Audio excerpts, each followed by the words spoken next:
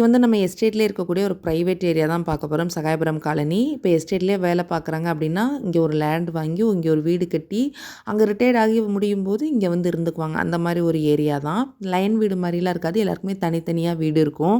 அது இல்லாமல் வீட்டுக்கு முன்னாடி ஏகப்பட்ட செடிகளும் இருக்கும். இந்த பூச்செடியெல்லாம் எங்கே பார்த்தாலும் கொண்டு வந்து வச்சிடுறாங்க.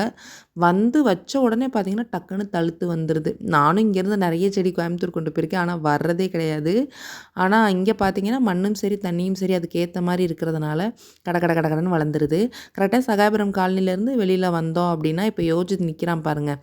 அதுக்கு பின்னாடி தெரியுதா லைன்ஸு, அங்கே தான் நம்ம போகணும். கரெக்டாக நம்ம அந்த தேயிலக்காடை சுற்றி நடந்து வந்தோம் அப்படின்னா, நான் காட்டின ஆறு வந்துடும். ஆறை கிராஸ் பண்ணால் நம்ம வீடு. இந்த டைம் தேயிலைச்செடியில் நடந்து வரும்போது இதை கவனித்தேன். இதுதான் வந்து அரும்புன்னு சொல்லுவாங்க.